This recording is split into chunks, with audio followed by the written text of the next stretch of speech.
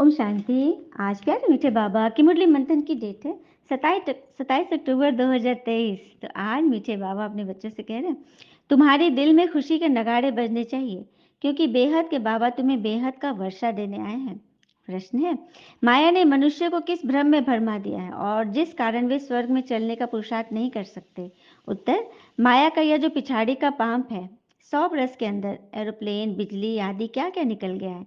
इस पाम को देखते हुए मनुष्य समझते हैं स्वर्ग तो यही है, धन है, महल है, गाड़ियां हैं, बस हमारे लिए यहाँ ही स्वर्ग है। यह माया का सुख है जो हमें भ्रम में डाल देता है। इसके कारण वे स्वर्ग में चलने का पुरुषार्थ ही नहीं करते। सुना, 100 वर्षों में बाबा कहते हैं कि सब कुछ बना है। इसको देख कर ना मनुष्य अपने पूर्वजों को भूल गए, अपने आदि स्वरूप को भूल गए हैं और पता है किस चीज में लग गए हैं, किसी की बुराई तलाशने में। और कहते हैं ना, किसी की बुराई तलाश करने वाले इंसान की मिसाल उस मक्खी की तरह है जो सारे खूबसूरत शरीर को देख कर भी केवल जख्म पर ही बैठती है। तो इस तरह से हमें माया के सुख को समझना है कि यह एक भ्रम है और अपने आत्मिक सुखों को जागृत करना है, ईश्वर से जुड़े रहना है और उनके नियम पर चलना है। गीत है, माता ओ माता तू सबकी भाग्य विधाता। ओम शांति। अभी यह तो बच्चों को समझाया गया है ना, जो होकर जाते हैं उनकी महिमा गाई जाती है। भारतवासी तो जानते नहीं, विद्वान पंडित भी नहीं जानते। जगत अम्बा अर्थात जगत के मनुष्यों को रचने वाली तुम जानते हो, जिसको जगत अम्बा कहते हैं, वह भी बच्चों के सम्मुख बैठी है। भक्ति मार्ग में तो ऐसे ही गाते आए, तुम बच्चों को भी ज्ञान मिला है अर्थात जगत अम्बा का परिचय मिला। कल भी बाबा ने बोला था ना इधर मुरली में कि लक्ष्मी जी से दीपमाला पे धन मांगते हैं और जगदम्बा से सब कुछ मांगते हैं। तो जगदम्बा ही बाद में लक्ष्मी बनती है। तो सब कुछ कामधेनु कौन है, सबकी मनोकामना पूर्ण करने वाली कौन है, जगदम्बा। तो इस ज्ञान से बनते हैं, जो ज्ञान से जो भरपूर हो जाती है, जिनके तो सर्व गुण समा जाते हैं, वही बनती है जगदम्बा। और सर्व गुण में ना एक ईमानदारी का गुण बहुत बड़ा गुण है। आइए एक प्रसंग से समझते हैं। एक छोटे से गांव में नंदू नाम का एक बालक अपने निर्धन माता पिता के साथ रहता था। एक दिन दो भाई अपनी फसल शहर में बेचकर ट्रैक्टर से अपने गांव आ रहे थे। फसल बेचकर जो पैसा मिला वो उन्होंने एक थैली में रख लिया था। अचानक एक गड्ढा आ गया और ट्रैक्टर उछला और थैली नीचे गिर गई, जिसे दोनों भाई देख नहीं पाए और सीधे चले गए। बालक नंदू खेल कूद कर रात के अंधेरे में अपने घर जा रहा था। अचानक उसका पैर किसी वस्तु से टकरा गया। देखा तो पता चला किसी की थैली है। जब नंदू ने इसे खोलकर देखा तो थैली में नोट भरे हुए थे। वह हैरान हो गया। वह सोचने लगा पता नहीं किसकी थैली है। उसने सोचा कि अगर यहीं छोड़ गया तो कोई और इसे उठा ले जाएगा। वो मन ही मन सोचने लगा, जिसकी यह थैली है उसे कितना अधिक दुख और कष्ट हो रहा होगा। हालांकि लड़का उम्र से छोटा था और निर्धन माँ बाप का बेटा था, लेकिन उसमें सूझबूझ काफी अच्छी थी। वह थैली को उठाकर अपने घर ले आया। उसने थैली को झोपड़ी में छुपा कर रख दिया। फिर वापस आकर उसी रास्ते पर खड़ा हो गया। उसने सोचा कोई रोता हुआ आएगा तो पहचान बताने पर उसे थैली दे दूंगा। इधर जब थोड़ी देर के बाद दोनों भाई घर पहुंचे तो ट्रैक्टर में थैली नहीं थी। दोनों भाई यह जानकर निराश होते हुए बहुत दुखी होने लगे। पूरे साल की कमाई थैली में भरी थी, किसी को मिला भी होगा तो कोई बताएगा भी नहीं, शायद अभी वह किसी के हाथ न लगा हो। यह सोचकर दोनों भाई टॉर्च लेकर उसी रास्ते पर वापस चले जा रहे थे। छोटा बालक नंदू ने रास्ते में मिला। उसने उन दोनों से कुछ भी नहीं कहा, दोनों से कुछ नहीं पूछा, लेकिन उसे शंका हुई कि शायद यह थैली इन्हीं की हो। उसने उनसे पूछा आप लोग क्या ढूंढ रहे हो। उन्होंने उसकी बात पर कोई ध्यान नहीं दिया। उसने दोबारा पूछा आप लोग क्या ढूंढ रहे हो। उन्होंने कहा अरे कुछ भी नहीं ढूंढ रहे, तू जा, तुझे क्या मतलब। दोनों आगे बढ़ते जा रहे थे। नंदू उनके पीछे चलने लगा। वो समझ गया था नोटों वाली थैली संभवतः इन्हीं की है। उसे तीसरी बार फिर पूछा तो चिल्लाकर एक भाई ने कहा अरे चुप हो जा और हमें अपना काम करने दे, दिमाग और खराब मत कर। अब नंदू को पूरा विश्वास हो गया था ये थैली अवश्य इन्हीं की है। उन्होंने फिर पूछा आपकी थैली खो गई है क्या। दोनों भाई एकदम रुक गए, बोले हाँ हाँ। नंदू बोला पहले थैली की पहचान बताइए। जब उन्होंने पहचान बताई तो बालक उन्हें अपने घर ले गया। टोकरी में रखी थैली उन दोनों भाइयों को सौंप दी। दोनों भाइयों ने प्रसन्नता का उन दोनों की प्रसन्नता को कोई ठिकाना ही नहीं रहा। नंदू की ईमानदारी पर दोनों बड़े हैरान थे। उन्होंने इनाम के तौर पर कुछ रुपए देने चाहे, पर नंदू ने मना कर दिया।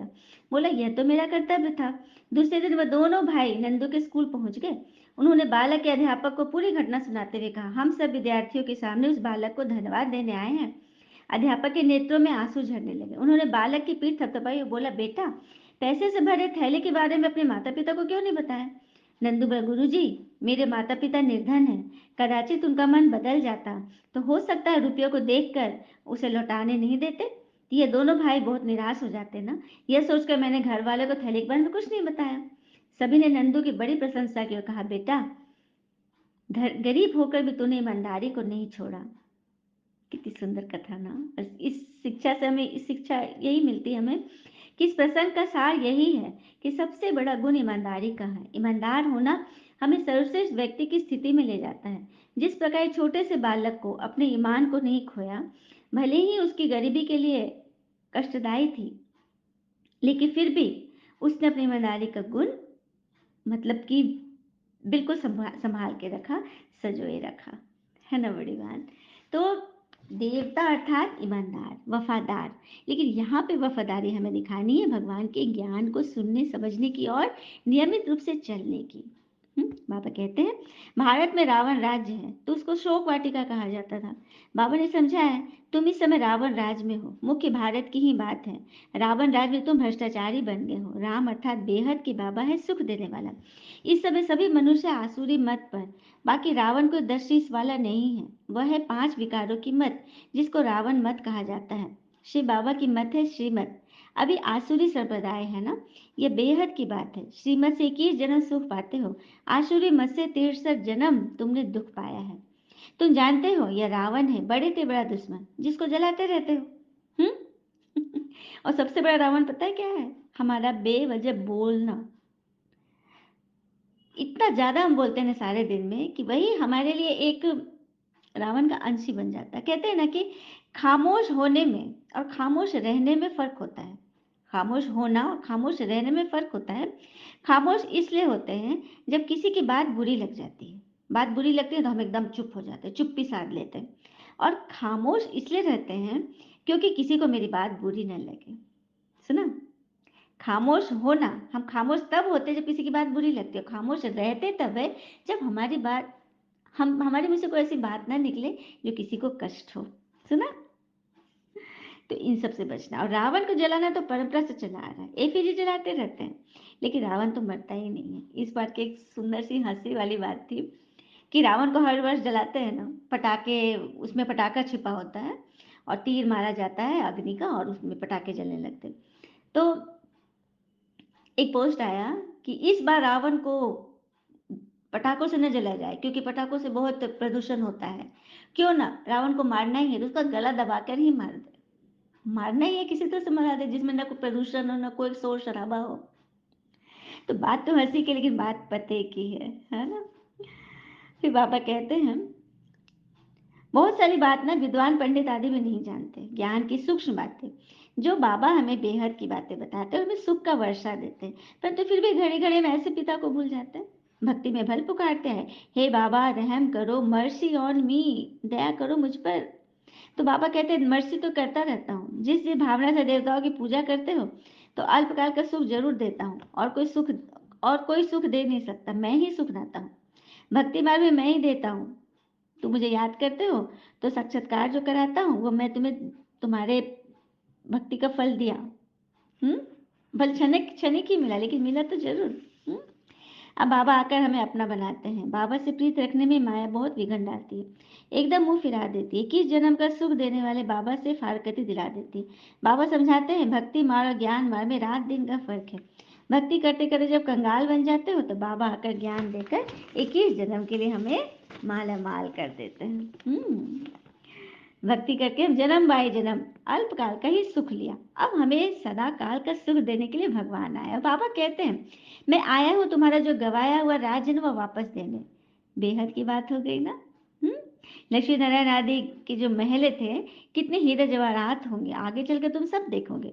जितना नजदीक आते जाओगे ना उतना स्वर्ग की सीन देखते जाओगे। सच बात है, हम कहीं पहाड़ी पे चढ़ रहे, कोई मंदिर पे चढ़ रहे, या कहीं जा रहे हैं दूर, तो दूर बहुत महल है बड़ा सा, तो जितना नजदीक जाते जाएंगे तो महल के गुंबद आदि दिखना शुरू हो जाती है ना। तो वही चीज है, बाबा कह रहे जितना तुम करीब आते जाओगे, ज्ञान में आगे बढ़ते जाओगे, तो स्वर्ग के नजारे तुम्हें दिखने लगेंगे। सुना? फिर बाबा कहे, तुम जानते हो ये छीछी दुनिया अब खत्म होगी। तुम यहाँ बैठे हो श्रीमत पर अपना स्वराज लेने के लिए। कहाँ वो भक्ति मार्ग, कहाँ ये ज्ञान मार्ग। ज्ञान मार्ग में तो तुम हर पल, हर सेकंड खुश रहते हो, हर बात में तुम पॉजिटिवली रहते हो। हुँ? यही तो है। बाबा कितना अच्छी रीति समझाते हैं ना, फिर भी चलते-चलते माया का थप्पड़ खा लेते हो, क्योंकि धारणा नहीं करते। यह है युद्ध स्थल, युद्ध स्थल है जहाँ माया से घड़ी-घड़ी हमारी क्या चल रही है? लड़ाई हो रही है ना? कितने झूठे कलंक लगते हैं। तुम जो बच्चे हो, जो ब्राह्मण बने हो, तो तुम ब्रह्मा मुख वंशावली हो ना। ब्रह्मा द्वारा यज्ञ रचा गया है। रुद्र ज्ञान यज्ञ तो बरोबर है कि युद्ध का मैदान कहाँ से आया। गायब ही हुआ है राजस अश्वमेध यज्ञ। यह जो रथ है उसमें हम बलि चढ़ते हैं। वह फिर दक्ष प्रजापति का यज्ञ, रच घोड़े को बैठ स्वाहा करते हैं। क्या क्या लिख दिया है।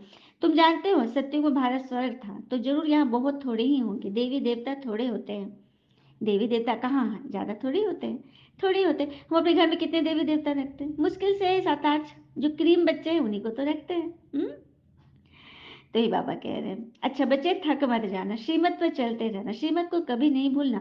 इससे बड़ी सावधानी चाहिए। जो कुछ करो पूछो, बाबा हम इसमें मूंझते हैं, इसे करने में हमारे पर कोई पाप तो नहीं लगेगा।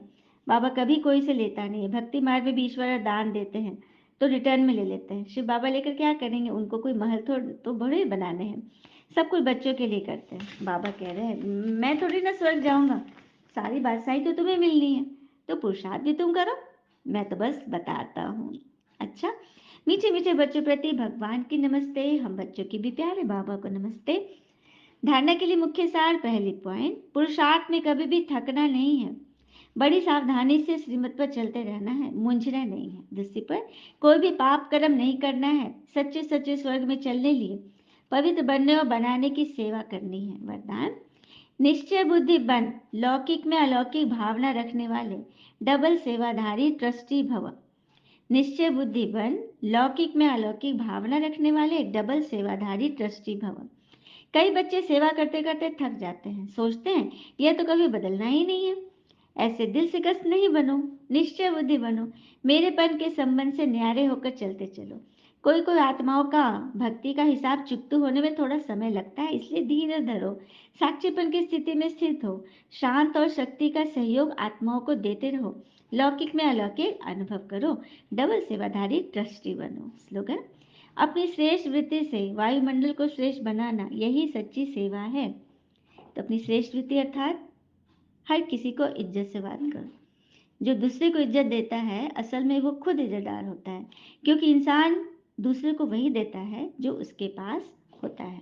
तो इस वृत्ति से हम वातावरण श्रेष्ठ बनाएंगे और यही है ईश्वर की सच्ची सच्ची सेवा। अच्छा, ओम शांति। शुक्र मीठे बाबा और बाबा के प्यारे प्यारे बच्चे, आप सबका जीवन सदैव शुभ हो। ओम शांति।